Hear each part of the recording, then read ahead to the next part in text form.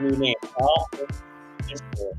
And tonight we are talking about the Fisker Ocean 1 review that I did over the weekend. It was the very first time I saw the vehicle. We're going to be talking about Fisker's major milestone that they hit yesterday, or at least they told us about it yesterday. So we don't know if the photo was taken on the 12th or the 13th, but we're going to talk about that.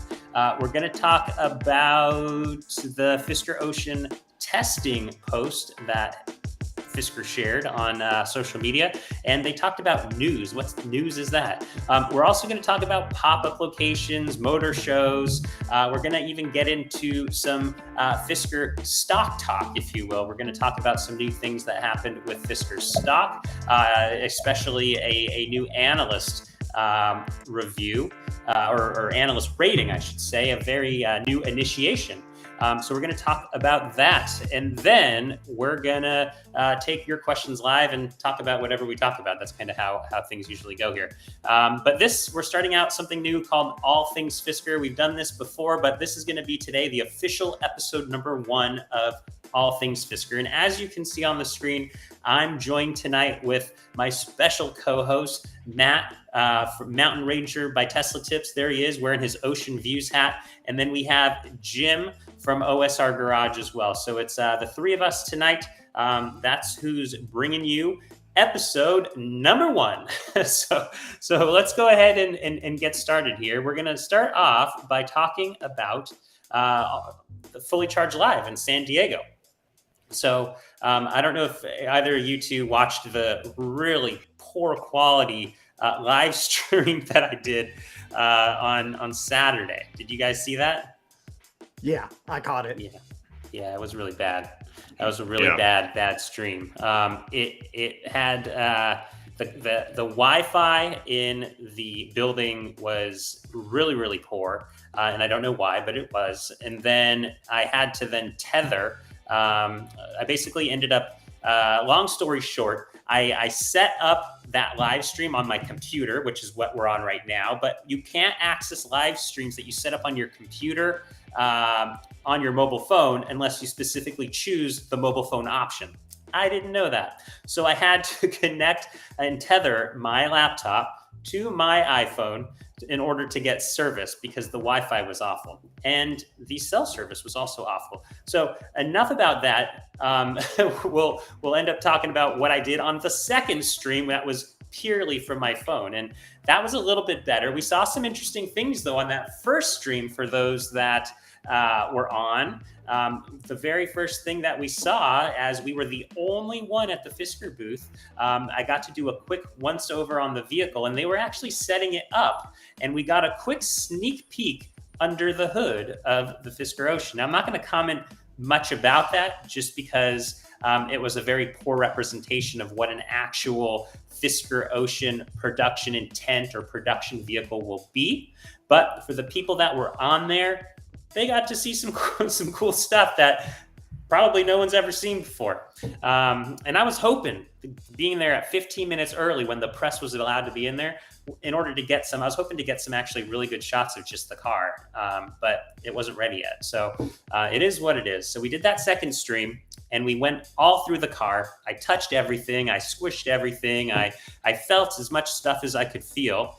And that's what I did. So I don't know how long you guys watched that stream for, but was there anything that jumped out to you during that second stream? Was there anything that you already, you maybe didn't know and you thought, oh, that's interesting? Or did you pretty much know everything that I shared and talked about? You may have.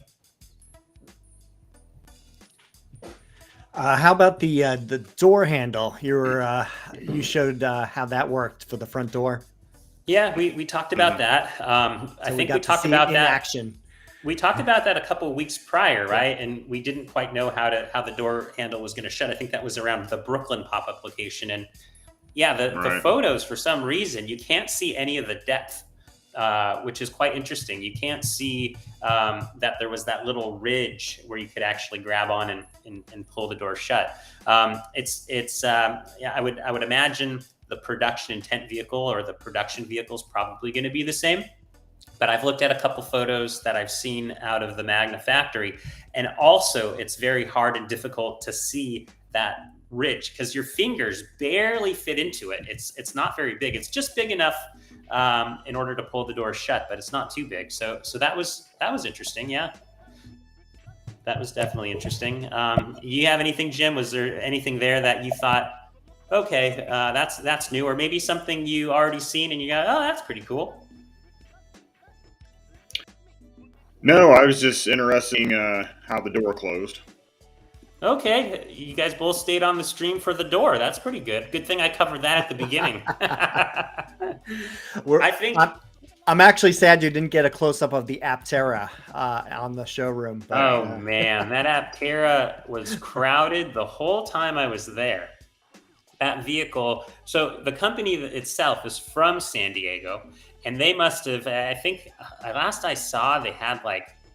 God, how many they have so many followers on Twitter. I want to say it was like 40,000 or 60,000. They've got a really big loyal following here in San Diego, and that event clearly showed it. The whole time I was there was people circled around the vehicle. There was absolutely no way to go in there, and I didn't want to go in there and elbow people because that's not what I do. But it was a very popular vehicle. I do know that the founders of Aptera were there pretty much the whole time that I was there, and they were throwing out free T-shirts from the looks of it. So that may have had something to do with a lot of people being there. And now those T-shirts too, I think maybe reservation holders, because they do take reservations on their vehicle. So maybe reservation holders got T-shirts too, but it looked like they were throwing out lots of free T-shirts. And while we walked by, I didn't stop to get one because the crowds were quite big. But that vehicle, from what I've seen, and Jim, you did a video on the Aptera. It's actually a pretty cool vehicle. And in that footage, you see a lot of San Diego. You see Torrey Pines. You see the old bridge going from Del Mar to Torrey Pines. You see a couple houses where the car pulls out of in Del Mar. So I don't know where the founders live here in San Diego. Those two could definitely be their houses or their stomping ground. That's just one city south of me here. So yeah, that was a really cool vehicle. That to me probably stole the show or won the show, or I don't know if they do that type of thing there, but that had the biggest crowd by far. The second biggest crowd was the Fisker Ocean. The Fisker Ocean had a really big line of people, primarily reservation holders, that wanted to sit in the vehicle and check out the Malibu interior, or check out the Big Sur blue paint and the leg room and all sorts of stuff. But just like us, everyone else has lots of questions as well. And being able to see the vehicle in person helped answer a lot of questions. I think one of the biggest questions I had was around the wheels and how for the slipstream wheels, because I almost had a feeling it was going to be the Fisker Ocean that had slipstream wheels. I haven't seen a prototype with the air gliders, so I was pretty certain it was going to be the one that we saw at the Pebble Beach, and it probably was. And the slipstream wheels, I've been dying to know how those carbon fiber inserts are inlaid into the actual wheel. So I don't know if you two noticed, but when I was up there, and I did a couple different shots of it, but the very first time I did it, I got up in the wheel and I reached my hand back around and I tapped the inner part of the wheel, and you could hear kind of the hollowness of the carbon fiber. You could actually feel the carbon fiber insert on the back. So that was actually kind of neat. I then kind of rubbed my finger around, and you could actually around the wheel on the outer part of it, and you could actually feel if you felt the pattern of that slipstream. I don't know what it's called, but I just say the pattern around that carbon fiber insert. You could actually rub also your fingernail in it, so it's almost like the insert was an entire big piece that somehow clips onto the wheel. And now I don't have, I don't have any information from Fisker themselves on how that is applied. I am going to reach out to them though and ask them about that, because it's actually interesting. It's maybe a different way of doing things that I've never seen before. I've seen hubcaps and different covers that go on things, but to me, this was neat. It's almost like, will you be able to in the future change out, like, will Fisker end up selling, or could they sell different inserts, if you want to call them inserts, because they do call them carbon fiber inserts?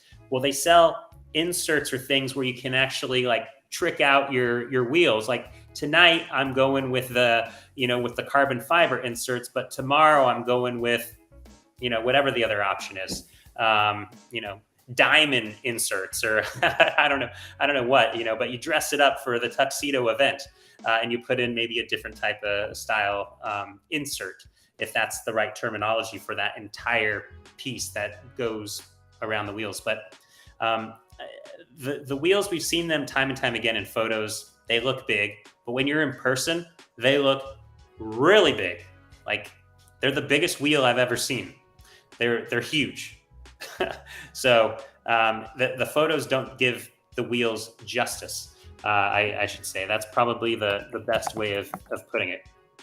So that's definitely pretty interesting, I would say. The wheels probably were the number one thing that I liked from the whole car. I thought, wow, the car is beautiful. It's beautifully designed. But yeah, I've seen the car in so many different pictures, just like the wheels. But the wheels, they just, wow, those are big wheels. Those wheels are really cool. So that's what did it for me there. Those wheels.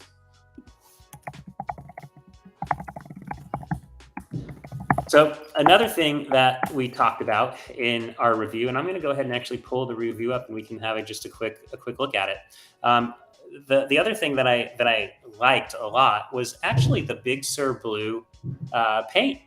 That was actually really nice, and we've heard a lot about the upkeep and the maintenance that we've all, I don't know if the right word is speculated about, but like how difficult it is to maintain a matte finish.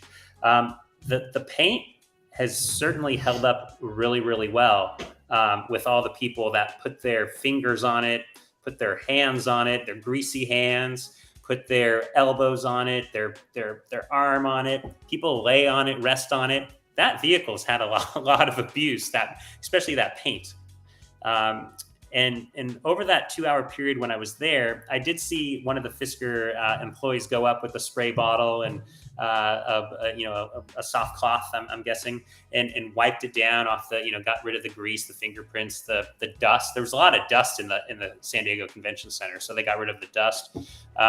But what they did was, a quick spray and wipe, and the vehicle looked, as good as new. So if it's, granted, it didn't have like mud splashed on it and different, elements out on the road like asphalt or tar, or, pine tar even, or pine, things like that. So like we get a lot of that here because we've got a lot of pine trees here, believe it or not, like Torrey pines. They're all scattered throughout San Diego, or at least in the coast here. So you get a lot of like sap on your car at times. So that's always a pain to get off. So yeah, the paint, really nice. It probably didn't come across that way in the video that I shot, though, because the video was done on my mobile phone. What do you guys think of the Big Sur Blue paint? Are you fans of Big Sur Blue paint? Is that what you're getting or not getting? What are you getting? I like the look of it, but I'm going to try to avoid the matte finish. I did pick the Mariana, and Very that nice. seems to be the popular one since we saw a pic of it yesterday. That's right. I think it's the first shots we've seen of it. That's the first shots that I've seen of it. Yeah, I think so. I think you're 100% right. It looked beautiful, didn't it? Yeah, I agree. Got it. All right. So let's go ahead and throw this on the screen. This is our review that we did. And I basically ended up saying, we took our first in-person look at an early prototype of the Fisker Ocean in San Diego at Fully Charged Live, and it left us wanting more. So it was, we were there for 2 hours and 15 minutes.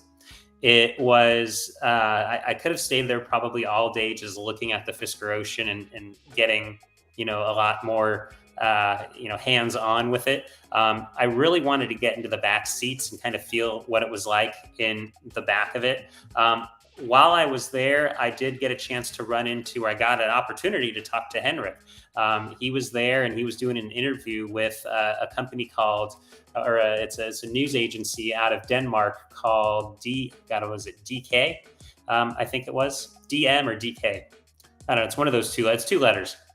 And he was there. He probably talked to them for 35 or 40 minutes. And then I got, just a little bit of time with him just to say hi and actually meet him in person. And that was a blast. That was really cool getting to see him in person after having a chat with him over Zoom the other week. So that was pretty nice. But one of the things that really, I would say, caught my eye, aside from the wheels and the paint, was really just the spaciousness of the interior, and how the interior design so much complements the actual vehicle itself. So I talked about the exterior, and I gave a few points on what was interesting, primarily the wheels and the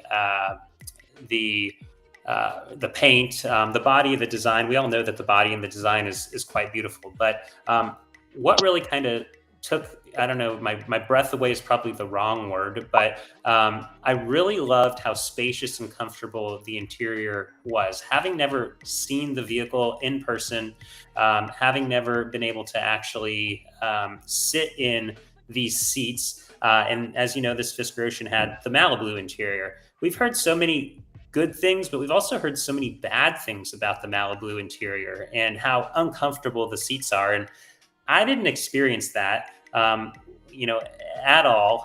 I thought, the seats were extremely comfortable. I like the Eco Suede seats. The vehicle in the interior, I used to own a BMW X1, and we only had it for a little bit of time. We had our daughter, and the car seat didn't fit very well in it at the time. So we got rid of that, and then I went back I had a BMW 3 Series, like a 320, I think it was a 325i. We got an X1, and then went back to a 328i I guess it was it was a newer version, so it was a 328i. And the Fisker Ocean, I think, would do really well with a car seat or possibly two car seats in the back seat, in addition to a full-grown adult. So car seat on the left, car seat on the right, full adult in the middle. I could see that being a good fit. I couldn't confirm that, though, because I couldn't get into the back seat, but there was a lot of room. It definitely seemed like a lot of room. There was, I probably saw 2 or 3 people who were over 6 feet, and I'm 5'10". They had no problem in the vehicle. And one thing I heard Henrik say to somebody while I was there was, the seats on the newer vehicles, or the production intent vehicles, they'll actually sit lower on the vehicle, in the inside of the vehicle, than what we see over at these events, model or prototype that's over a year old. So I don't know how much further they're going to sit down to the ground or lower to the ground, but they're definitely going to be lower, is what he said. That's a quote unquote. But the one thing, and I called it out on that video, was the headrest. It's the first time I've seen it, and it was in person in order to see it. It was the ocean pattern on the seats that actually was quite remarkable. So let me. I actually don't even have it on here. I was going to say, let me throw up the photo. Let's go ahead and throw up the photo of the interior of the vehicle. Let's see if I can find this here real quick. Let's hope it is this one. Nope, it's not that one. I don't know if I'm going to be able to find it. Looks like I'm going to have to wait on this one. But the seats themselves have a nice curvature of the headrest at the top. It's if you look at the Fisker Ocean and you end up having the headrest itself, The headrest, comes up and it curves over very much like a barrel, like if you're surfing a wave. So when I go to the beach and I'm watching the waves, you every now and again you'll see like a tube or a barrel. And when I was sitting in the driver's seat and I looked over at the passenger side of the seat, it became so obvious to me that whoever designed the vehicle, I can't say for certain, but I would imagine they're like, this is the Fisker Ocean. Let's go ahead and try to incorporate some sort of movement like you would find in the ocean in the interior. So it was a very thoughtful design element that I really, really appreciated. And I would say that's probably the number one thing that I liked on the interior, aside from like it being comfortable and spacious. It's like the fine details that actually make it special. You can design a seat any which way you want, but somebody took the time to think about and try to connect the dots. And that to me was pretty cool. Did you guys get a chance to see that? I'm trying to find a photo of it. And I should have a photo here in a second. Have you guys seen that? Yeah. I just want to, I also know some people were making comments about the headrest not being able to be adjusted, but I've had several cars with headrests that didn't move and didn't really have a negative effect on me. So yeah, that particular vehicle, it definitely looked like nothing was adjustable in that vehicle. It's not to say that maybe another, the production intent or the production vehicles, maybe there's some adjusting, who knows, maybe not, don't know. We won't know until we know. But yeah, that vehicle did not look like it was adjustable, the headrest. But who knows? We'll have to wait and see. So I can't find a photo of it. It looks like you just have us talking about it tonight. So if I can find a photo before we get off here, there's just so many things to juggle on the screen here. I'm still a little bit of a rookie at this. But that's episode 1 for you of all things Fisker, right? Hey, we're still trying to figure things out. So another thing that I thought was actually interesting. So we talked about the Big Sur blue paint. We talked about the wheels. Those were pretty cool. We talked about the interior being spacious and comfortable. We talked about the curvature of this headrest being a resemblance of a barrel or a tube. Now, there was something on the exterior that caught my eye, and it was kind of a negative. And looks like, I don't know where Jim went, but Jim seems to pop off there. Okay, there Jim. So one thing that was really interesting was the condensation I saw in the rear brake lights. So the brake lights are very thin on the bottom part of the brake light, and both brake lights, both sides, had a lot of moisture, and that could mean that they're not, sealed airtight, and that's definitely what it is. There's obviously some, something coming apart on those taillights where it would let the condensation in. And my guess is it's not condensation like from the car sitting outside.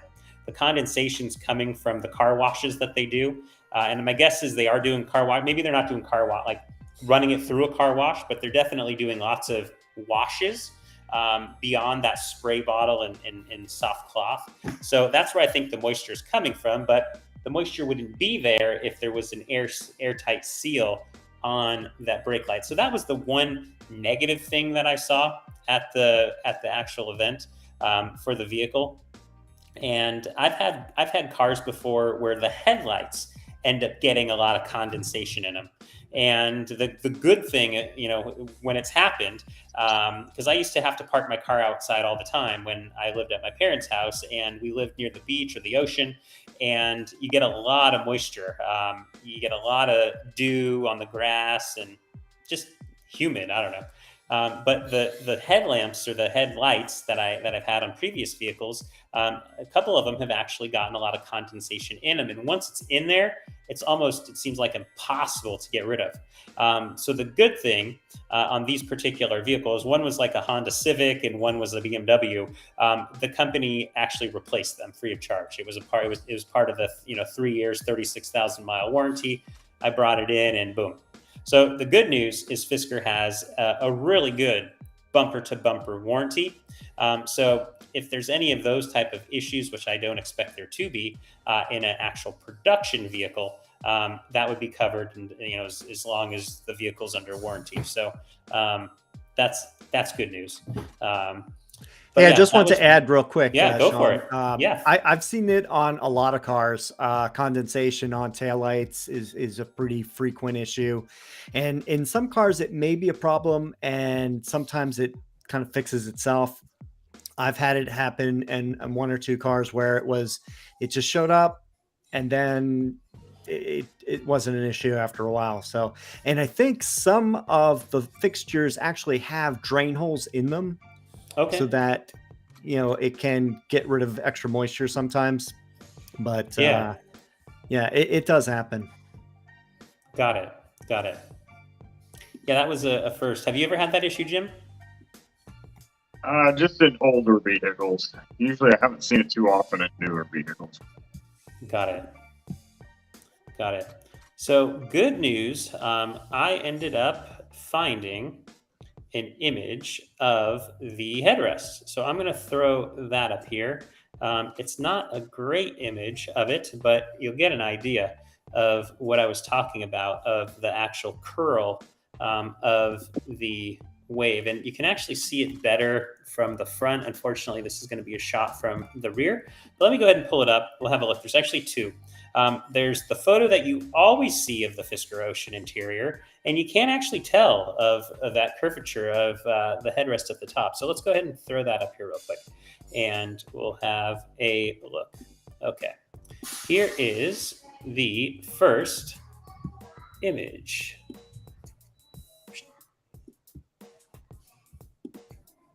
Okay, this is what we always see with the Fisker Ocean. You always end up getting something that looks like this. You always see kind of like that front shot of the interior, and you can't really appreciate the design elements from that particular view. So let's go ahead and throw up, and the photo I'm going to throw up is a better picture, but it's still not the best. There we go. So you now see a little bit. So I was in the vehicle taking photos. That would be Henrik's arm right there that you might see. But the best view of this is looking from the driver's seat perspective, looking over. You can really see the curl, and it looks so much like a wave with the different textures underneath the curve. So you can see there, and maybe I can blow it up here for us to get a better look. So let's have a look here. Boom. So let's see, how does that look? So you can see a little bit of the curve there, and that to me was one of the coolest elements. And like you see there, it isn't adjustable. So that's, like you said, Matt, some cars have it, some cars don't. For some, it's a deal breaker. For other people, they don't care. For me, I could care less if the head seat goes up or goes down. The good news is the rear seats, the headrest and the rear seats kind of folded down, so they're not in your way. They're not obstructing your view in the rearview mirror, and turning around, looking over your shoulder to make sure it's safe to change lanes. So that's good news. So that was the seat. That was probably one of my favorite design elements, and people are probably like, who cares, it's a seat, but it's the little things, I guess, that matter. So that was it. And then we have loads of photos that we took, and we posted them on the site. The neatest thing probably too, I would say, aside from all the things that I've shared, I would say that I really appreciated the design of it sounds stupid too, but the design of the mirrors. We've seen a lot of images of the mirrors. I've never seen, seeing it up close, there are so many fine details on the mirror. It looks very sporty. And like the other photo, it'd probably take me a little while to find, but the mirrors to me were standout. I like how they integrated one of those digital cameras at the bottom of the seat, or excuse me, the mirror. But the design elements on the mirror were actually pretty cool too. It kind of made me feel like it kind of had that same ocean vibe, with kind of like a little bit of the wave breaking, a little bit of the whitewash, a little bit of the speed of a wave. Maybe I'm making that up, but that's kind of what my first thought and impression was when I saw it. But really cool design element on the exterior. So that's all I have about my review. I would say that the vehicle itself exceeded my expectations. So if we're talking review, as I mentioned in the article, it exceeded my expectations. I didn't think it was going to be as good as it was. I was a little bit I was going in a little skeptical about the Big Sur Blue paint color, the Malibu seats. I've heard so many negative things about them, and I've kind of blocked them out. So I would go in with like an open mind, and going in with an open mind, I was actually quite blown away by everything that I saw, and I could have stayed there longer to touch everything and play with everything. It's just a shame because there's so many other people just like me that want to have a look at the vehicle and be able to kick the tires and be able to sit in the vehicle, and you can only have so much time. So I'll have to go to another event. Hopefully they have another one in Southern California with some of those test vehicles that Henrik talked about earlier this week. So hopefully some of them get to make it to a local pop-up location or pop-up event. That would be neat. So you guys when I popped in and out, did you guys talk about the seats, like the comfort and stuff on those? You said they were like firm, but they were comfortable. They were firm. They definitely hugged your body, I would say. A lot of people said that they were really flat in the front and the rear. I can definitely see their point of view of a very flat rear seat. I didn't seem to think that the front was very flat. It definitely had a little bit of a curve. My butt sat in the front seat really, really nicely, kind of like hugged my butt and my legs. It felt really nice, and I squished the fabric and the material. And granted, who knows what the material they're going to actually use in the actual production seats. Is it going to be as squishy? Is it going to be firmer? Who knows? But for a prototype that's a year old, I was impressed by it. I thought it was really good. And I know a lot of people, when they go to these events, they have the perspective, like maybe they're not told. But like a lot of people, I don't think know that car's a year old. I did hear the Fisker employees say, "Hey, just so you know, this," like when they sat in, "just so you know, this is a prototype. It's a year old." So maybe they've gotten the message to start telling people, "Hey, this is an older vehicle. Things are going to have changed. Things are going to be updated, refreshed, newer with the production intent or the production vehicles." So I think that message has come loud and clear to the Fisker team that were there, and they were super knowledgeable. It was really neat. There was, I want to say there was 5 Fisker employees, maybe 4, but I think 5. I talked to 3 of them, excluding Henrik, and they were all super knowledgeable. And I just stood there a lot of times just taking photos or video, and I could hear that, people asking them questions, and they were rattling off the answers, and they were very confident, very knowledgeable, very personable. It was a really good experience if you were a Fisker reservation holder, someone who's pre-ordered the Fisker Ocean, or maybe even a Fisker shareholder. It was a good experience. They did a good job having a stand at a big show. Being one of 50 different booths there, or show stands, or whatever you want to call them. They did a good job. So kudos to them. I walked away with a good impression. Yeah. Oh, I got something I want to ask. I remember when you were in the video, you did a quick reach under the front seat. So it didn't have I guess the cubby, or there's supposedly the front seats are supposed to have a cubby underneath instead of the glove box.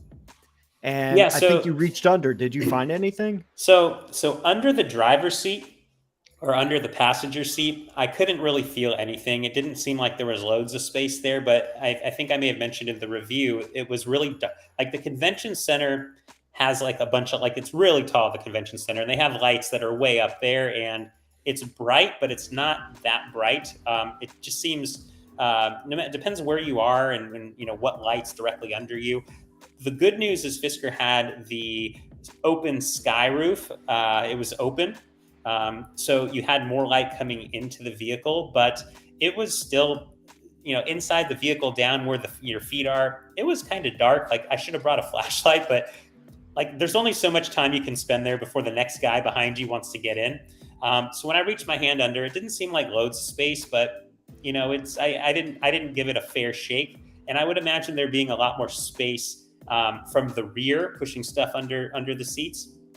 But one thing instead of the glove box, which I mentioned, and this may be what you're referring to, is the center console directly below the where you would put your drink, the cup holders, and where you would do the phone charging, the wireless phone charging.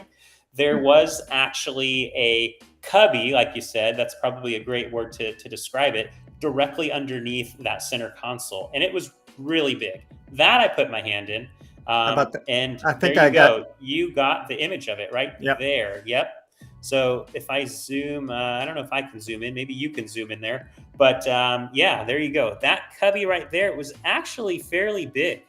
You could actually put a great deal of stuff in there or on there. But it looked like it felt like when I put my hand down there, it had like a little ridge on the sides of it. So stuff wouldn't fall over the edge. So that was a nice touch. It wouldn't be somewhere though, like we use our glove box for a handful of things, and maybe other people are like us. We use our glove box to keep our registration. We have like a pen in there, and we have some hand sanitizer in there. In addition, we have a huge stack of Chipotle napkins. We always end up keeping Chipotle napkins or napkins. They're usually Chipotle, but we keep them in the glove box. Now, I wouldn't keep those in that cubby because they would fly away. So you would have to use the center console. And I lifted that up, and there was a fair amount of space in there. And if I recall, that little cubby, I don't know if I took a picture or video of it, but the little, you lift up the center console storage compartment where you would rest your elbow on. And that had, if I recall, it had like a USB port, and I think it may have had like I was going to say like a cigarette. It's not a cigarette lighter, but like the electrical outlet that you would, 12 volt. 12 volt. Yeah. 12 volt. There you go. It had one of those in there as well. So I've seen that in the rear trunk of the vehicle as well. So who knows if that'll make it to the actual, production intent or production vehicle. But yeah, that cubby was kind of a nice touch, I would say. I've never seen that before, but then again, I've never seen a vehicle that doesn't have a glove box. But they were able to remove a lot of parts probably to cut down the cost by not having a glove box. Not sure. I would imagine though they're trying to have the pair have even less parts. So maybe the pair will also not have a glove box, and they'll have some new innovative way of storing stuff because they're trying to reinvent the car and remove parts and simplify things. And maybe that, is going to be something that we see in the pair as well. So that'll be kind of interesting. So yeah, that's so for the people who have just joined, we have 99 people here. We're not doing things like we did last week, kind of jumbled all over the place tonight. But tonight is our very first episode of All Things Fisker. As you can see in the upper right-hand corner, we're starting this series where we're going to talk about every week. We'll talk about what's going on in the world of Fisker. It's different than what I do every week called This Week in Fisker. That kind of is like the stopgap, for everything that happens between now and the weekend.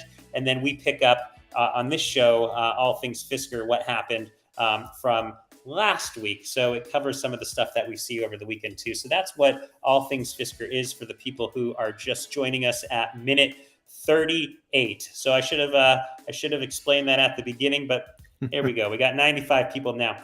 So go ahead, if you haven't already done so, please go ahead and subscribe to our channels. Right now you have Matt at Mountain Ranger at Tesla Tips. You have Jim with OSR Garage, and you have me, Sean, with Fiskerati. Take a moment to hit the subscribe button so that you end up getting updated when we come out with new shows like this one, like All Things Fisker.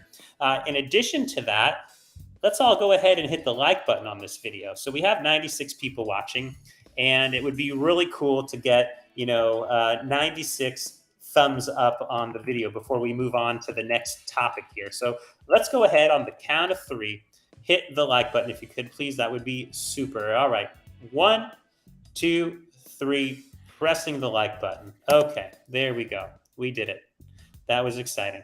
Thank you all very much. If we get 100, Sean will shave his head.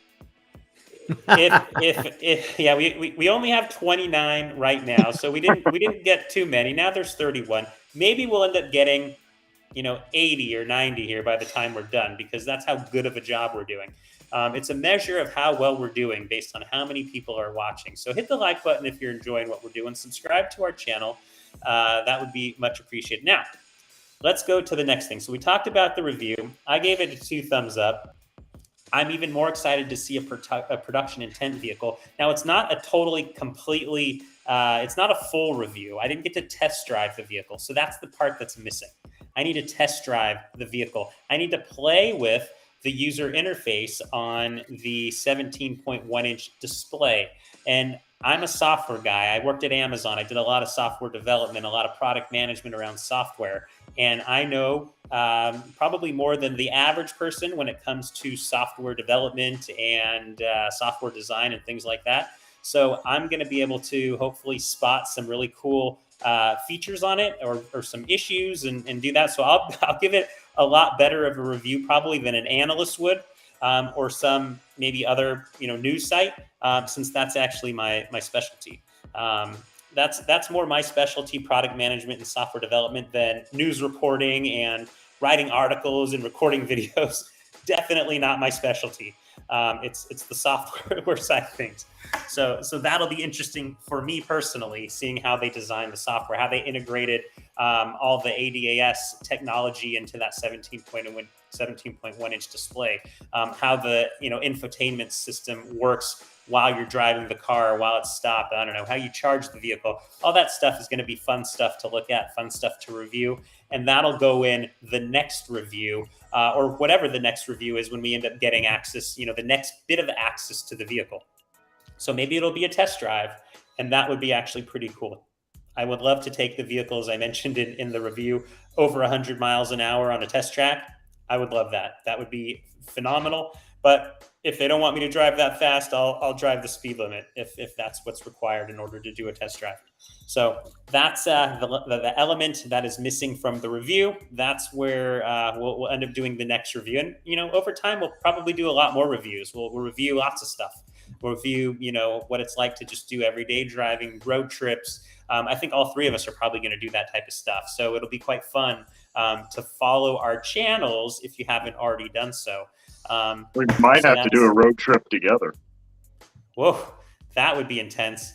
That would be quite fun. I'll have to get that one signed off by the family. The family watching upstairs. I don't think they're watching tonight. We can go North Carolina all the way to California. Holy moly! Yeah, that's true. That's true. And then Jim can take us out for coffee in North Carolina. He'll have the shortest drive of it all. Oh, I have the shortest drive. I'm North Carolina. Oh, no. Yeah, exactly. Yeah, we'll start in San Diego. I'll pick up Jim in Illinois, and then I'll head over to North Carolina. Or we can do it the other way. You guys can hop in yours and head on west, either or. Or we can meet in the middle. That would be fun. So, okay, let's go on to the next topic. We got something else that's actually probably more exciting than my review. Much more exciting. So let's go ahead and talk about this one. This one is Fisker ended up reaching what I call the major milestone. It's a milestone that a lot of electrical vehicle manufacturers wish or dream of. And what that is rolling off a high volume production line, their very first vehicle. It's kind of like when you see, a huge cruise ship, like the inauguration, the embarkment. They're okay. Let's smash the champagne bottle on it. It's a celebration. We didn't see that type of celebration, but as a reservation holder, as someone who's pre-ordered a Fisker Ocean 1 and who's a shareholder, it was actually kind of a significant event because the company's come a long way. We've been investors in the company since 2020. We've reserved our Fisker Ocean 1 in 2020. We have a sport on a reservation. We pre-ordered the Fisker Ocean 1 back in July. We still hold all of our shares in the company, and it's just following the company day in and day out. It's a really big event. The next big event will probably be a customer delivery, I would say. That's going to be a pretty significant event. And granted, there could be other little milestones, but that's another significant milestone, is the actual first customer sellable vehicle rolling off the line. That'll be a pretty big day. But let's go ahead and throw up a photo and we can chat about it. Hopefully they start using that in the pop-ups. Yeah, so we'll talk about that, actually. That's a good point you bring up, Jim. They actually talked about, let me throw this up here. So we have on the screen a Fisker Ocean in Mariana. This is Matt's Keller. He chose the Mariana Fisker Ocean. And let me zoom in here for a minute. There we go. There is the Fisker Ocean, and that is the very first one to roll off the high volume assembly line at Magna Steyr in Graz, Austria. And I counted the people on here. I want to say it's 95 or somewhere between 95 and 100 people. There's a lot of people. I personally didn't see Henrik Fisker in there, but I could be totally blind and maybe I didn't see him. But I looked really hard to try to find Henrik Fisker in there. I didn't see him, but I do see a lot of people, a number of people wearing a Fisker shirt. And I've actually looked at the Fisker job descriptions multiple times, and I do recall seeing jobs from time to time for program managers on site at Magna. So I would imagine the people wearing the Fisker shirts could very well be Fisker employees over at Magna, just making sure that they have boots on the ground, people working with the engineers day in and day out. So that was actually pretty cool. In addition to that, there's something in the back that is kind of interesting, and I don't know what it is, but I thought I kind of referred to it. I was chatting with someone earlier today. I kind of called it a scoreboard. I think it might be that blue board. You guys probably see that back there. Is that what keeps track of the run rate, how many vehicles that are rolling off the line? Is that what that is? That's what I thought it was. We use something similar to that at my work. Okay. Yeah, I thought that was kind of neat. So there is also something interesting. Is that vehicle number two behind vehicle number one? So you have the Fisker Ocean there in Mariana. You have a couple people standing right behind it, and then directly below that, or behind that, right underneath that scoreboard, if you will, you have another something. I don't know if it doesn't look big enough to be a Fisker Ocean.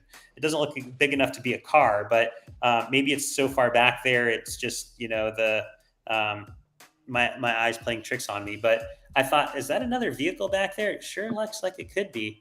Then they covered it up just to. You talk about the covered one? Yeah, is that another Fisker Ocean back there? Another vehicle? Actually, if you go to one of the other press photos, Instagram photos, you can see the car. And really? Some people were trying to figure out what it was. One on the line, right? Okay, the one on the line. Yeah, I know what you're talking about. Here, let me throw that one up. It's a Toyota Supra. This one right here. Let's see. So we're going to throw up this one. So Henrik Fisker shared this the other day, and let me finish here. So he ended up saying, first Fisker Ocean built on the high volume line, production line is what he's referring to. Now we start building some marketing vehicles before the November SOP, the start of production. So that's what you were referring to, Jim, was the marketing vehicles. And when we talked to Henrik Fisker and interviewed him last month, he actually talked about, I said, hey, people want you to drive the Fisker Ocean down the coast from New York, from Brooklyn, all the way down to Florida, to Miami, Florida. They want you to bring it there. And he said, hey, first things first, we need more marketing vehicles. We're going to be working on them. They're coming soon. And this is him right here confirming that. He actually said it in writing. That's what they're working on next. And I believe this is what you're referring to. Matt, let's throw this one up here.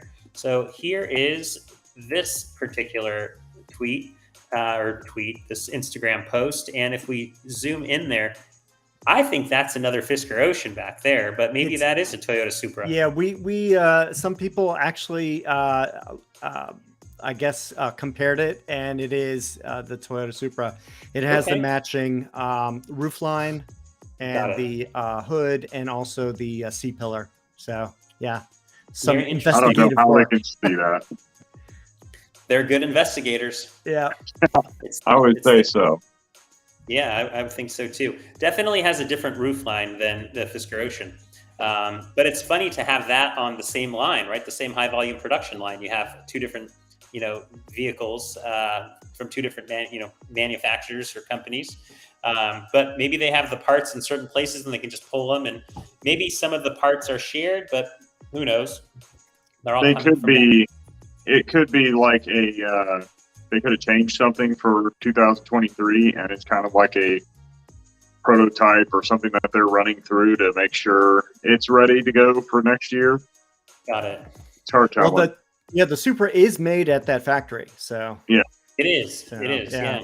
But yeah, who knows what particular reason why it was with this one? Yeah. So another thing we're going to have a quick look at. So I wrote an article yesterday about this particular event happening, and it is kind of I don't know if I want to use the word monumentous, but if you're writing like the company history of Fisker and you're detailing it, you're going to definitely talk about the day when these 100 people gather on the floor around the first Fisker Ocean Mariana and saying, "Hey, this is the first vehicle that we rolled off the high volume production line." That it is a pretty big deal. You two may have seen, or maybe you haven't seen, the article that I wrote last night. I recorded a video and did an article right before I made dinner for the night.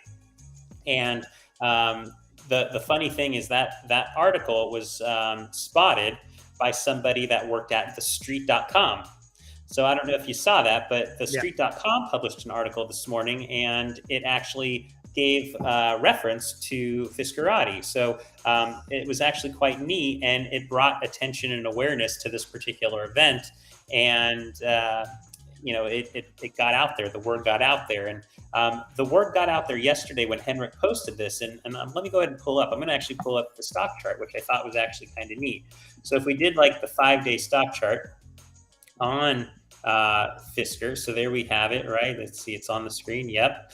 And you have the stock yesterday when Henrik Fisker ended up doing that tweet. So the market yesterday kind of opened up down. We've been having a lot of sell-offs, as everybody knows, in the stock market due to inflation. The inflation numbers came out, I believe, yesterday it was. And the market's just been kind of, selling off on the fears that interest rates are going to go up again. Is it going to be a 3/4 of a point, a full point? Who knows? So the market sold off in the morning, and while it was selling off, I think the NASDAQ composite closed down about 5.5%. The S&P 500 about 4.5%, and the Dow might be like 4% or somewhere thereabouts. It was quite the crash yesterday. That's what I called it, because that's a significant drop for a one day of trading. And Fisker bucked the trend. So Henrik Fisker did that particular post on Instagram, and you can see the stock going from 863 all the way up to 892 and change. And then people sold off the news, and then it kind of climbed back up. And believe it or not, the stock closed the 2 previous days, so not today, but the 2 previous days, it closed at $8.88 a share. I thought that was actually quite funny.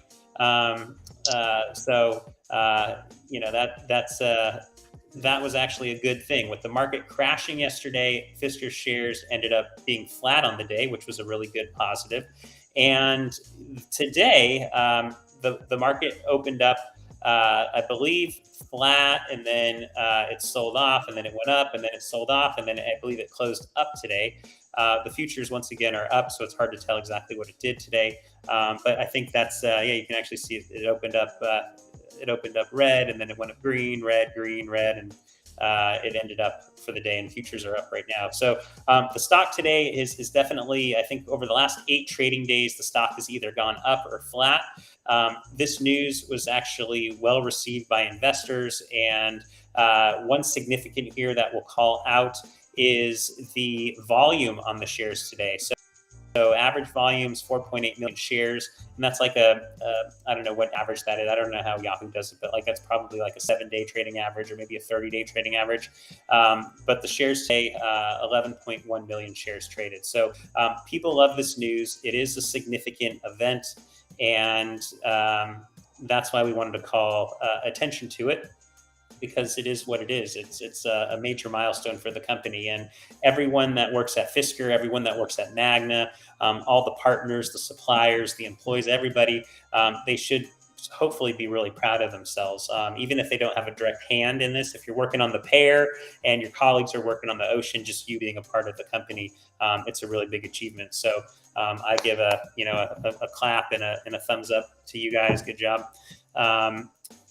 So let's go to the next thing. Let's talk about, that was a little bit of stock talk, but we're going to actually do a little bit more of that in just a bit. Let's talk about this now. This is kind of an interesting one. So Fisker themselves, they sent out a cryptic message. I don't know if anyone else saw it, but there was a cryptic post on social media.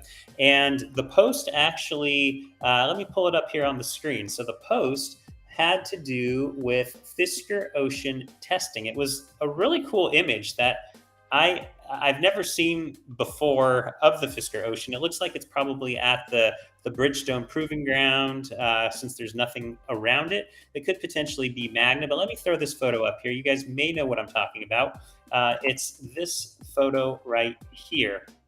So this photo, you can kind of see like whoever is taking this picture, I don't know how far in front of the Fisker Ocean they are, but you can kind of like see the speed of the vehicle and the blurriness of the road right in the front there. Maybe that's just the lines of the road, but it's definitely the Fisker Ocean cruising around a test track. I'm going to go with it's the Bridgestone Proving Ground. It could be the Magna Steyr test track in Graz, Austria, but I'm going to go with the Bridgestone Proving Ground. Actually, I will do that because it actually says Bridgestone right there on the front license plate. So that's probably a dead giveaway. Would you guys agree? Maybe it's the Bridgestone Proving Ground. Yeah. You got the Bridgestone license plate on the front. That's probably a big giveaway, isn't it? So that's funny. But what's interesting here, so they have testing. We've got some news coming soon. And that's 4 days ago. It's like, what is this news? Is the news what we saw of this major milestone? But like that has nothing to do with testing, unless it's testing, like we have like, tapping the microphone. Is it testing? 1, 2, 3, like, hey, is anyone listening? We've got some news coming soon. But if you look at the Fisker account, they haven't posted the news. Henrik posted that news about the vehicle rolling off the high volume production line. So I'm still confused about this one. That's the only reason I brought this up tonight. I wanted to know, what do you guys think this means? Do you have a take on it? No, I think Hendrik said something about when he went back that they were working on the suspension again. They had tweaked some things when he was going to go back and then test that out. So maybe it has something to do with that. Something I can think of. Yeah, the week before he shared information about the ADAS, and he shared a lot of photos and videos of the cameras and driving in Michigan. So that was like the only testing there. And then they also did the hot weather testing, the hot climate testing over in the desert. So I think that was Death Valley. When we're having our heat wave here, they went out and tested. And the funny thing is, like, here it was 90, out in Death Valley it's like 122. So it's like it's hotter, but like I would have expected it to be even hotter than that, being it was like 90 degrees here in Southern California, San Diego, or even Los Angeles. So I threw this up there. Let us know in the comments what you guys think. Maybe you guys know what Fisker meant by testing. So let me actually, there we go. Yeah, if you guys know what that's all about, let us know. Love to figure that one out. Maybe Fisker will tell us here. That's been 4 days. Maybe we'll get an answer. So cool. So that was that one. Now we're going to talk about something else here. We're going to talk about Fisker Ocean pop-up events, and then we're going to talk about Fisker stock, and then we're going to take your questions live here on All Things Fisker. So let's go ahead and take a look at pop-up events now. So just today, Fisker ended up telling us that they are going to go to the Oslo Motor Show on at the end of October. So, Norwegians are going to get a chance to see for the very first time. It's going to be the debut of the Fisker Ocean in Norway. Fisker announced in the press release today. So this press release came out maybe 3 hours ago, 2 hours ago, sometime this afternoon. And the company's going to end up opening up a Fisker lounge in Oslo, Norway. That's pretty cool. I think that's quite neat for people who are in that part of Europe. In addition to that press release, I don't know if anyone caught it. We wrote an article that we published maybe, 45 minutes before we did this tonight, this particular All Things Fisker Live. One thing that was in that press release that we've never seen before, the words Center Plus. Has anyone seen that? Did anyone catch that one? I'm sure you caught it. No, you didn't. No. So Fisker Lounges and Center Plus. What? That's a new one to me too. What Fisker ended up saying was this. Let me pull up the article. I actually wrote an article right before we did this. So I'm going to actually quote right from the article, which quotes right from the press release, since this is going to be easier for me to find. They basically end up saying, let's see here. So the company will be opening a Fisker Lounge and Center Plus in Oslo, Norway, offering sales, service, and deliveries.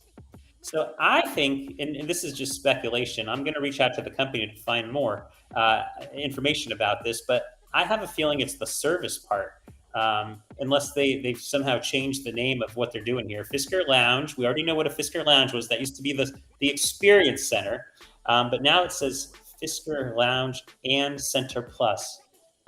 We've never seen that before with any of the, talk about the LA Grove or about Munich.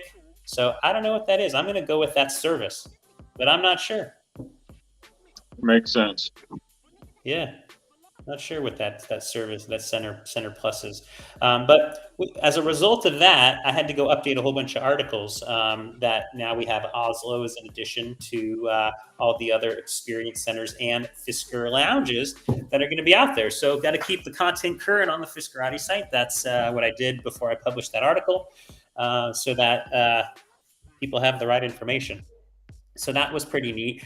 In addition to the Oslo Motor Show, which actually runs from October 28th through 30th, the Fisker Ocean is also going to be at an event before that. The week before that, the Fisker Ocean is going to be at the Paris Motor Show. And it's funny, they call it Motor Show in Europe as opposed to Auto Show like we call it here in the United States. So it's going to be at the Paris Motor Show from October 17th through 23rd. On top of that, Fisker's really going hard here. They're doing the full-on European tour. The Fisker Ocean's also going to be in Stockholm, Sweden. Did you guys know that one? Mm-hmm. You may have known that. Yeah. So the Fisker Ocean is going to be in Stockholm, and Fisker ended up announcing that one. So they did a press release for the motor show, the Oslo Motor Show. They didn't do a press release for the Stockholm pop-up event, but that's going to be September 19th through 24th. So that one's going to be next week on Monday, I believe. And it's going to be there a full week. And we posted on our site, if you go search Stockholm, you can get information on that. If you want information on the Oslo Motor Show, just type in Oslo or type in Motor Show in the search box. And same goes for the Paris Auto Show. We have information on that as well. The Paris Auto Show was actually mentioned by Henrik Fisker in an Instagram comment last week, the week before, I'm not sure, but that's where he mentioned it. So we put that in the article when we talked about the Stockholm pop-up event. So it's fun. We get to pull our information from all over the place. There's stuff on LinkedIn sometimes, Instagram, Twitter, all sorts of different places. So it keeps us on our toes, which is quite neat. So that's what we have for pop-up events. As far as the United States goes, I don't know of any additional events that are scheduled as of right this minute that I can think of. We had the Brooklyn event. We had the other event that happened in New York over in the Hamptons. We had Pebble Beach, and we had San Diego Fully Charged Live this past weekend. I don't think there's anything announced yet for the United States. Are you guys aware of anything by chance for the Fisker Ocean here? I haven't heard of anything. I just heard people wanting to have it in Florida. Yes. Yeah. Orlando is like the best location for an experience center or for a pop-up event. Well, if I was in charge of Fisker, and obviously I'm not, I would put a pop-up location in both Miami and Orlando, and I would bet you, I'd bet you a lot of money that more people would come to Orlando than they would Miami. As a result, I would also put a Fisker Lounge in Orlando as opposed to Miami. Sure, Miami's cooler and, it's right on the ocean, but you're going to get a lot more people in Orlando.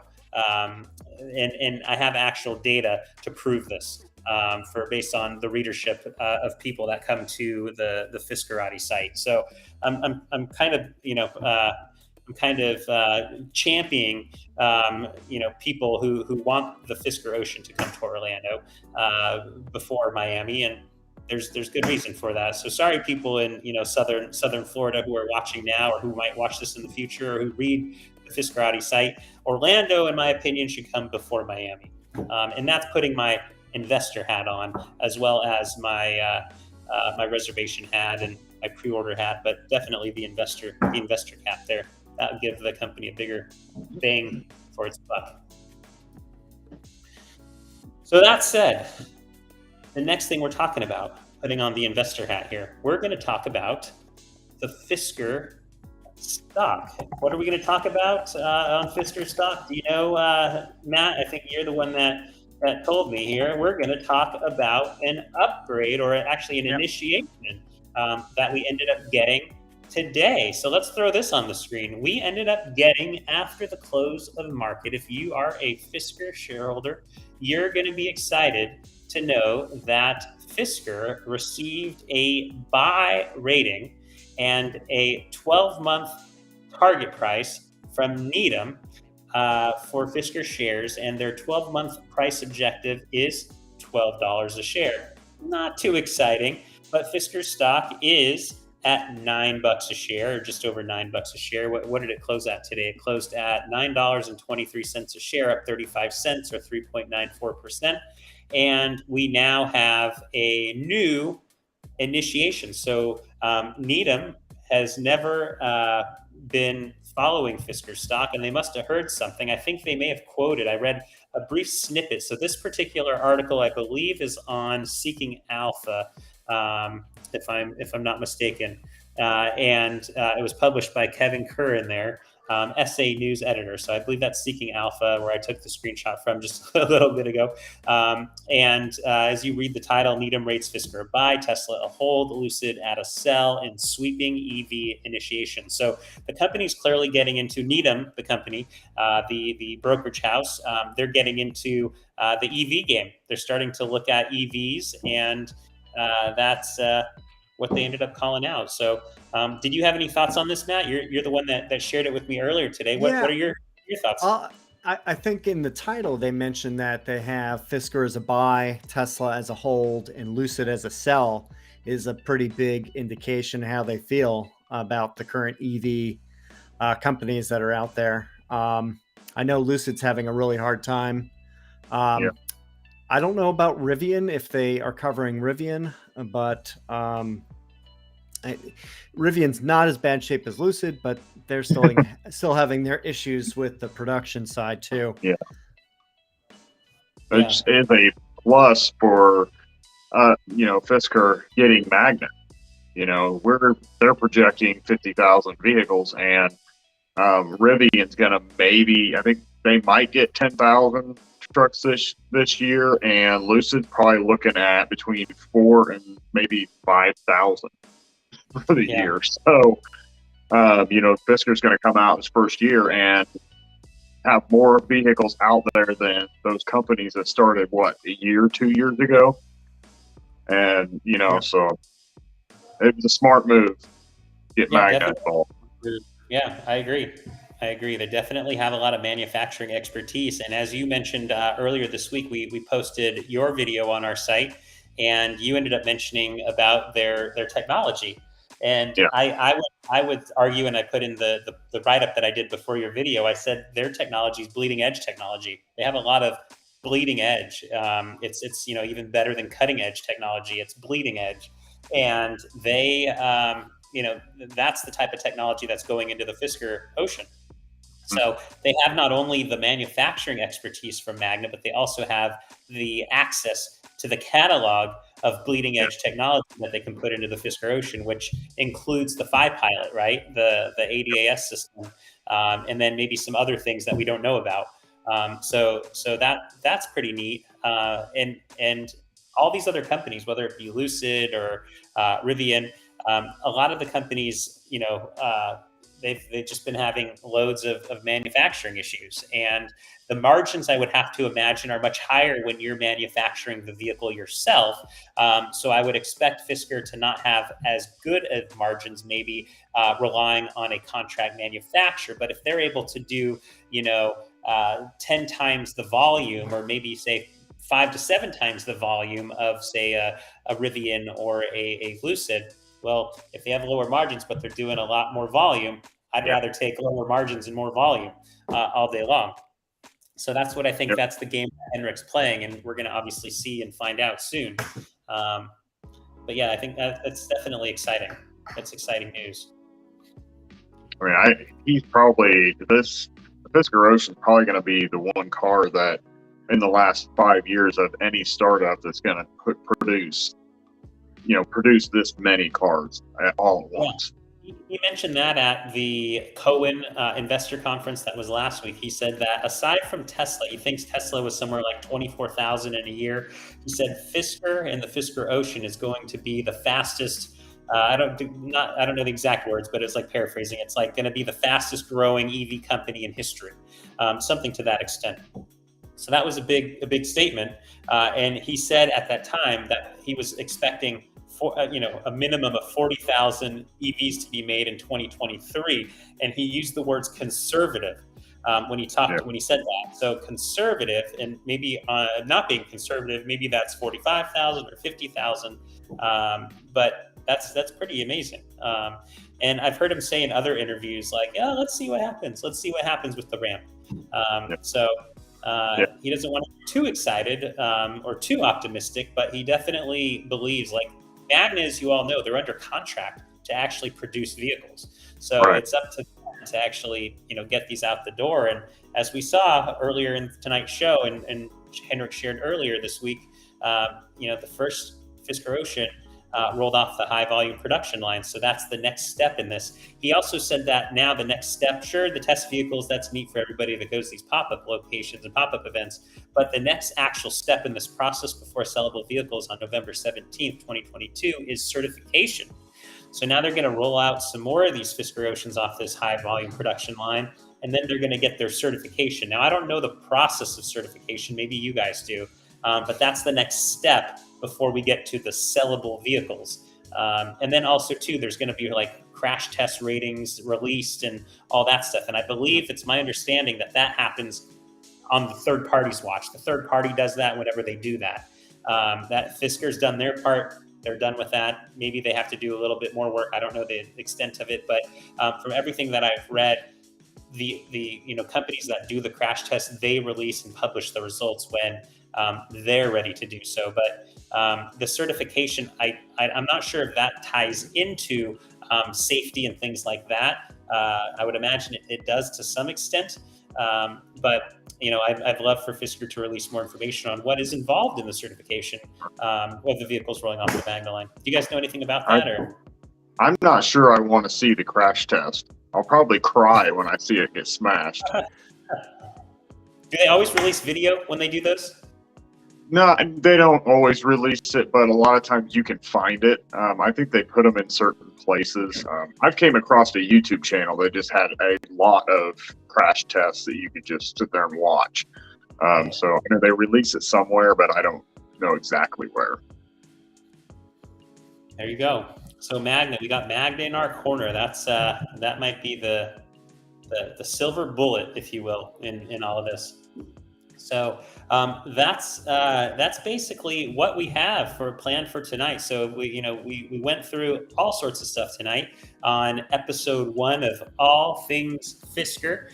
We discussed our Fisker Ocean review and how we gave it a 2 thumbs up for the time being. We haven't done the actual test drive yet, so we still need to do a test drive. We need to play around with the software, and we'll do another review on that.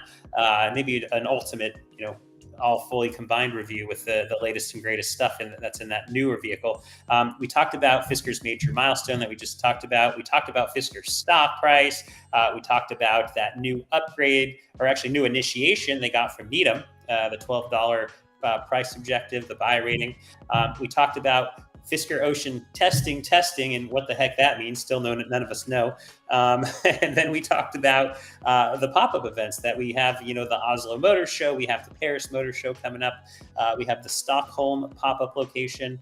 And that's pretty much what we talked about. So I think now takes us to the part where we're going to do some questions live, if there are any. I apologize to everyone. I haven't even looked at the chat. I can't see the chat through my phone. So. Oh, you're on your phone. Okay, well, I got the chat up here.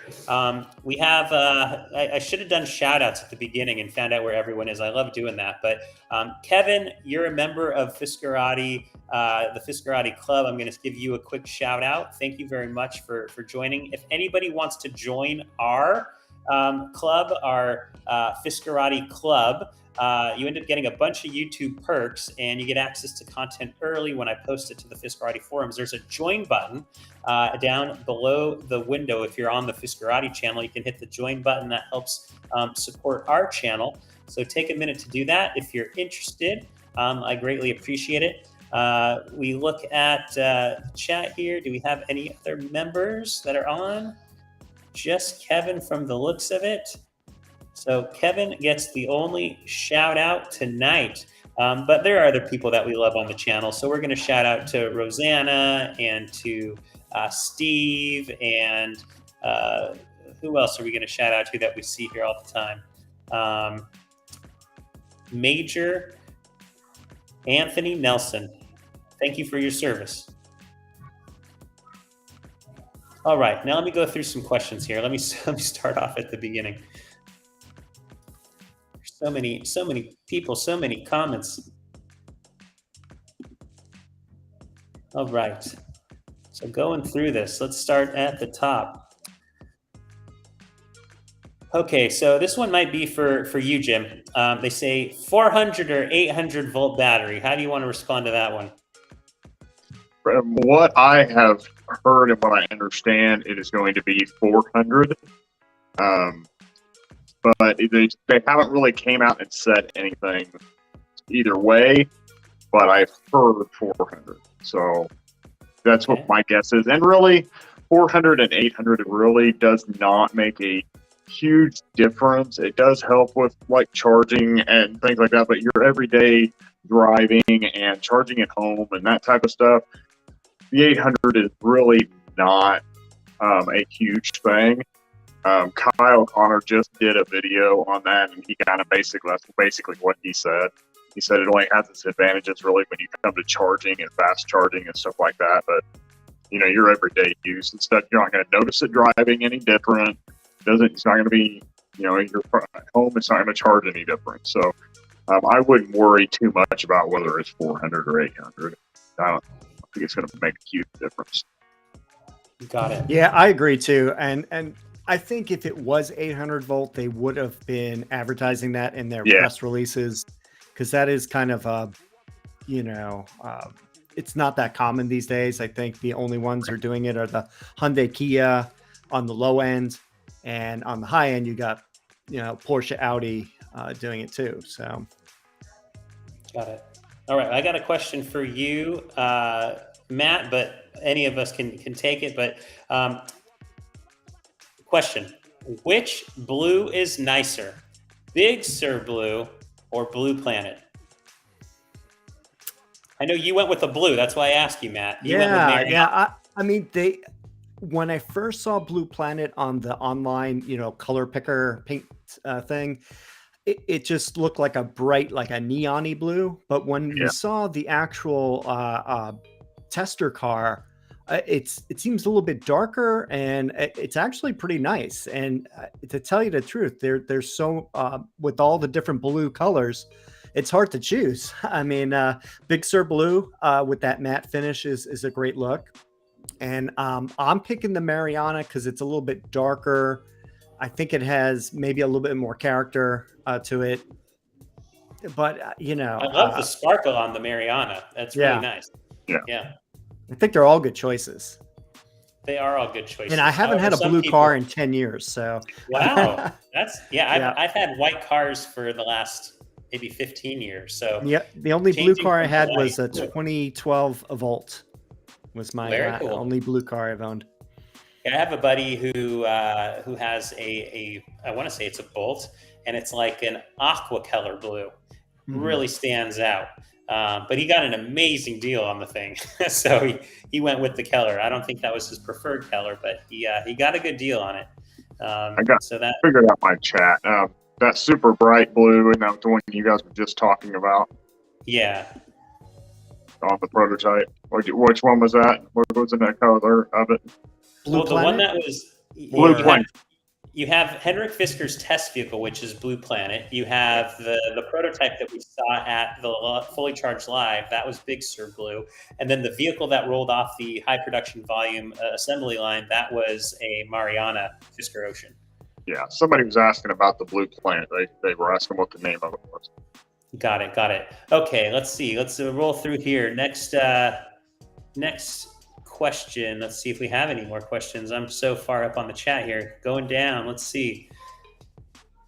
A lot of people talking about the stock and how they believe it's undervalued. That's interesting. Let's see here. Going down. Yeah, it would be really cool, like if YouTube had like a special spot where it's like post your questions here, and then it's like separates the questions, right? Like a toggle, like show me everything that has a question mark on it. Hammer Time might be talking about. He says the blue that looks gray. That might be the Horizon Gray. Yeah, Horizon Gray kind of has like a little bit of a blue tint, and it's I have the almost equivalent to that on the Tesla, which is the Midnight Silver Metallic, which is a gray with blue highlights. And I'm thinking that the Horizon Gray is going to be very similar. And I already have it now, so that's why I knocked it off my list, because I don't want to have two of the same color in a row. Gotcha. So, but it does look interesting. So someone asked a question, probably more for the people in the chat than for us, and I'm not going to provide an opinion on it, but the question was, Fisker stock in 1 year, they put a stock price that they believe it is. I think it'll be higher than what it is today, and that's probably all I'm gonna share. Somebody asked me a question. Let's see, he says, Sean, can you invite Henrik to visit on live sometime in the near future? That was David Denagi. Now, I actually have invited Henrik Fisker on, but scheduling is a really, really hard thing to do, especially for a CEO of public company. He has a lot busier schedule than me. Or any of us on this call probably, and he may have to drop certain things at a certain time. So if I were to end up ever saying, hey, we're going to have a special guest, whether it be Henrik or somebody else who might be a high profile person, they may or may not end up being able to meet the time that we end up doing this. So it's really hard to plan something like that, unfortunately, because things change at a moment's notice, and he might have to bail one thing to do something else, and a lot of people would be disappointed. So it's always easier to do recorded videos and then post those recorded videos after. But I definitely will reach out again. I would love to get him on here, and we can all chat. But that's basically the answer that I have for you. I actually tried to do that before, and I was told, hey, due to scheduling, recorded videos are better. So I'm going to go with that's probably going to be the answer I get again. But that's what I heard. So let's go to the next question. Let's see if there's any others. I think we're running out of questions here. A lot of chat about the stock price, though. Geez, a lot of people talking about Aptera, how Fisker should buy Aptera. That's interesting. What else do I see here? I see one here. Somebody was asking about the ride height of the production vehicle. That's something I don't know if we've talked about. So go for it. Well, they mentioned that it looks like, I guess they're talking about the gap between the wheels and the fender. The curved part of the fender with the wheel, the gap in it. And some people are trying to figure out, I guess, how much that space is. And that also may be related to the height of the vehicle ground clearance too. So, and we don't have any idea yet if it's going to be like 6 to 8 inches off the ground, what that range is yet.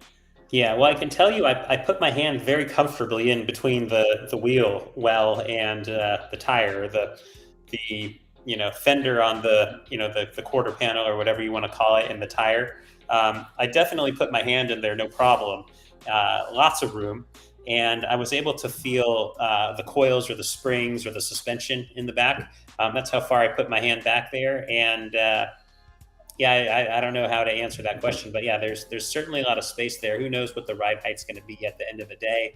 It's going to be probably different with 22-inch wheels versus 20-inch wheels, however big the tires are, etc. The tires that we saw on the Fisker Ocean at the San Diego Fully Charged event, those were Potenza tires. Those are going to be production tires, and so we'll have to wait and see, like Matt says, but. The vehicle sits pretty nice. So when I was standing on the vehicle, I'm 5'10". I would say I could comfortably see over the vehicle. When the Fisker Ocean had its, the whole time when I was there, the Fisker Ocean had its roof open. So I still was able to see the whole, roof, but it was a little harder to see, if I had to kind of step on my tippy toes in order to see, does this have a solar panel or does it not have a solar panel when it was open, in order to get a really good view of it. But I'm 5'10", people bigger than me be able to have obviously a better view of it. So that's that.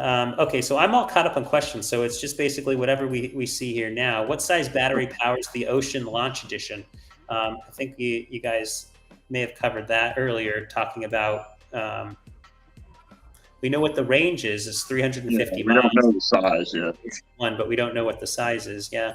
We're guessing between 90 and 100 kilowatt hours in that ballpark. It's maybe on the high side because the range is so much longer than the competition at this point. Yeah. But we also got to remember part of that is Magnus technology with the disconnect. Your efficiency too. Yeah. Because that in that video, actually, was something I came across, and I was just like, wow, I didn't realize it was that much. But they said they can actually get 30% more, or about 90 miles more than other vehicles in the segment with their intelligent reach is what it's called. So Rosanna has a question here. She asked, did the car seem bigger in person, Sean? And it did seem bigger in person. The pictures don't really do it much justice. Like, you never really see too often somebody standing right next to the vehicle unless it's at one of these pop-up locations. But the vehicle itself, it feels really big. It looks big. Somebody mentioned it looks beefy. Yeah, it does. It has a really big presence. It's a wide sitting car. From the back, it looks very masculine, I would say. Maybe with a different color, it might not look as masculine, but with that Big Sur blue in person, very masculine car, very big car. It doesn't look like a small SUV at all. So I'd highly recommend, and even if you have to drive, like, people came all the way, believe it or not, with David Blair, who I may have just saw on here. He flew in all the way from North Carolina. We ended up having a couple gentlemen from Florida fly in to see the vehicle as well. We had a bunch of people, obviously, from San Diego. They're right there. I talked to a couple people from Los Angeles that came down. And I think that's it. I'd say Florida and North Carolina was probably the furthest people came to see it, aside from the people from that were doing the event. They were from England. And then the people who were doing that interview with Henrik, they obviously flew all the way from Denmark to do that show. So they came the furthest. But as far as reservation holders go, I think it was, or people who pre-ordered Fisker Ocean 1, Florida and North Carolina. Yeah, and then we have another question here. Horsepower versus question mark. What do you say when you pull up and want to drag in an EV? 550 horsepower or 50,000 kilowatts? That's funny. Yeah, I don't know what you say. You say whatever you want to say. See ya. Yeah, see you in the dust. Yeah, that's probably one of the things that I love about the Tesla Model 3, and it's probably all EVs, is just the pickup on acceleration when you step on the pedal. It just goes so fast, and it makes it so much easier to get around vehicles, whether you're the first one in the line at a light, or if you're on the freeway, even at driving at 65 miles an hour, 70 miles an hour, and stepping on the accelerator at the pedal, you still feel, it feels like. It feels very much like when you're already going fast and you hit the accelerator. It feels similar to using nitrous oxide with, on a car. I had a CRX that back in high school that had NOS on it, and you had a little nozzle that shot the nitrous oxide into the intake manifold. And when I pressed the button with the nitrous oxide to let it into the intake manifold, the thing just kind of picked up. It felt like wind blowing you, or a gust of wind. That's how I kind of associate the feeling of driving 65, 70 miles an hour and slamming the accelerator. You just get kind of like a bit of a lift of wind blowing at your back. It's actually quite fun. I've got something for you. I got a question actually. How many people can say that they smoked a Charger off the line in a Volkswagen? Well, you did, huh? And I do it all the time. Nice. Yeah, there you go. My wife does it also. Yeah, right? So that'll be exciting to see 550 horsepower and slam it on the accelerator, and hopefully the tires don't spin out and you just take off. We only have 200 horsepower in our Volkswagen. We still smoke people off the line. That's crazy, isn't it? Somebody asked a question about wiper fluid tank, where it's located, and we saw a photo of it over in Brooklyn on the test vehicle. The test vehicle is the only thing that we've seen it on. The car over at San Diego didn't have it, but it was right at the very base of the windshield where the actual wipers are. There was a little spot that said, I think it was it may not even said washer fluid, but it had a picture of washer fluid. Yeah, it was like a little square box type thing, wasn't it? Right. Yeah, or corners, but a little box towards the right side of the windshield. Yeah, that sounds right. Yep. So that's where that was. If I get my Ocean 1 in April of 2023, will it still be a 2023 model? I would go with yes. Yeah. They won't switch to 24s until late fall of 23. Maybe. Yeah. Well, I think that's the last question I see on here, unless I missed something. I think that's everything. I see one more. I apologize. I take that back. Actually, two more. How is the rear door opening? Does it open very wide? I have 3 kids in car seats, and it's difficult in some cars if the doors don't open wide. So you're probably referring to the rear seats, I would imagine. You didn't get to open that, right? Yeah, you couldn't open the door. They didn't let you open them. They wouldn't let us open the door. They wouldn't let us sit in the back. So I don't know. We have a car seat in our family for one of our only have one child, but our one child rides in a car seat. And I actually got somebody writing in the other day asking about would 2 car seats and an adult fit comfortably in the rear of the vehicle? And we have 1 car seat, and we can fit 1 car seat and 2 adults comfortably in the rear seat of our Tesla Model 3.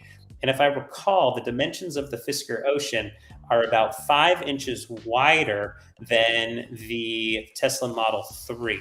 I don't know if that means the seat, though. Like, I haven't done a measurement on the actual seat, so I don't know if the seat in the rear is going to be 5 inches wider, but assuming it's a little bit wider probably than what I have in the Tesla Model 3, it should fit 2 car seats comfortably, and then the adult in the middle without a problem.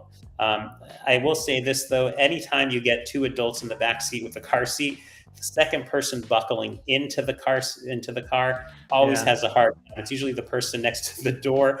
You have to buckle in with the door open in order to get the buckle into the latch, or whatever you call it. But yeah, that's always a challenge. Yeah. So we don't know that. Then there's one last question here, unless something else pops up. But the last question I see here: what will be the big difference between the 20-inch wheels versus the 22-inch wheels? Oh, there's a question above from there too. But yeah, what's the big difference between 22-inch wheels and 20-inch wheels? About 20 miles of range. Okay. Yep. Range, design. I would say that's probably the biggest thing. More expensive tires. Yeah, the 22s will cost more.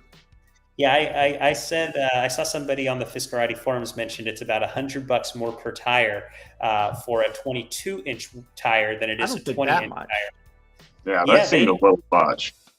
Yeah, that's what they read there. And I checked actually on Discount Tire. That's our local tire company. I don't know if you guys have a tire company, but check it out. Let's have a look at a Bridgestone tire at 20. I should probably pull that up. That'd actually be something fun to look at. We look at some tires, but maybe not right this minute. But yeah, tires are definitely more expensive.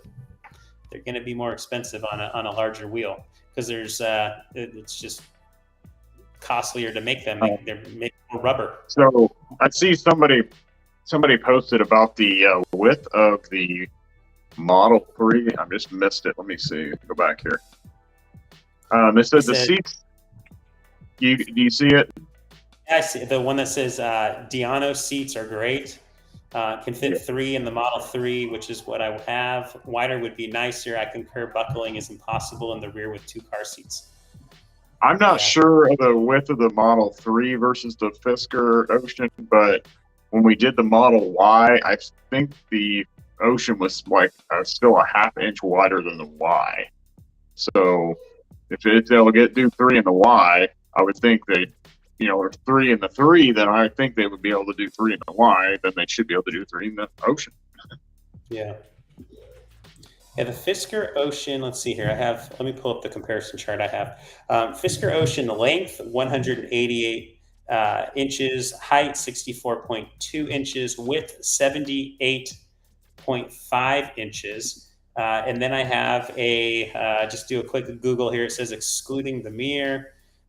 Dimensions of the Model Y, first thing that pops up is 72.8 inches. Let me click on the link here and see what I think there's 3-inch difference between the Model 3 and the Model Y. Model Y, I think, is 3 inches wider. Okay, Model Y. Yeah, I pulled up the Tesla Model 3. Yeah. I can pull up the Y. The Y I have right here on the other screen. The Y is 77.9, including folded mirrors on the Y. 77.9 compared to the Fisker Ocean 78.5. I knew it was really close.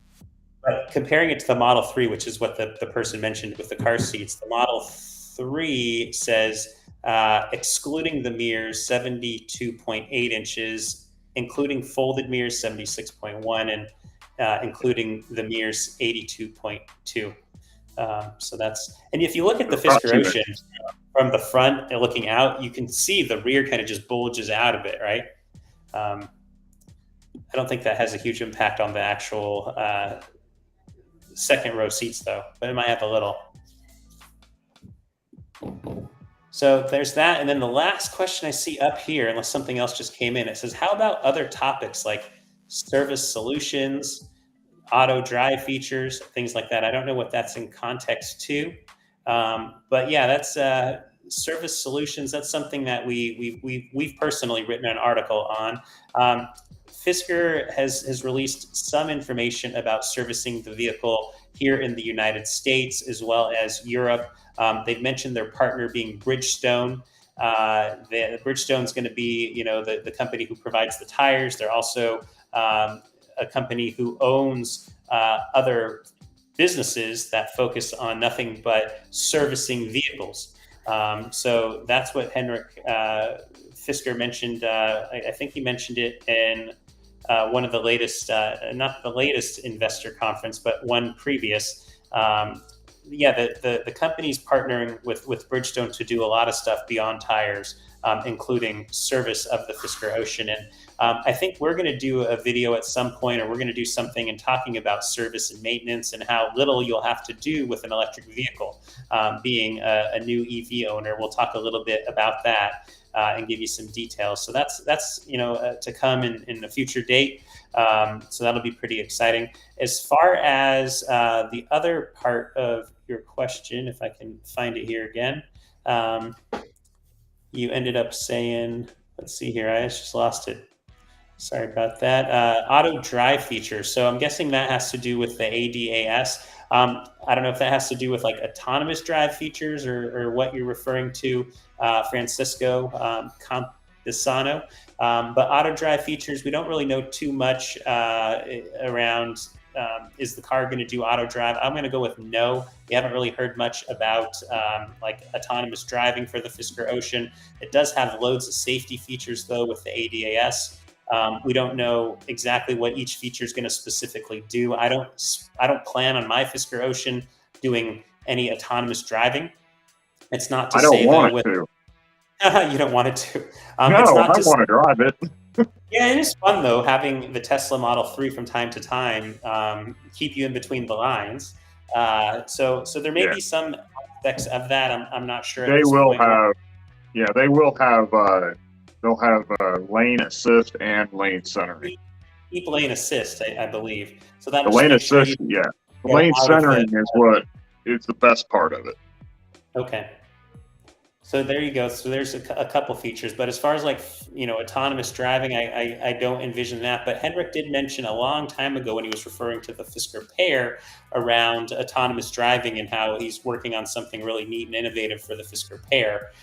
The neat thing about the Fisker Ocean is that it's like an internet-connected device. It's an internet-connected electrical vehicle that it'll allow the company to maximize the hardware in the vehicle by rolling out different software updates over time.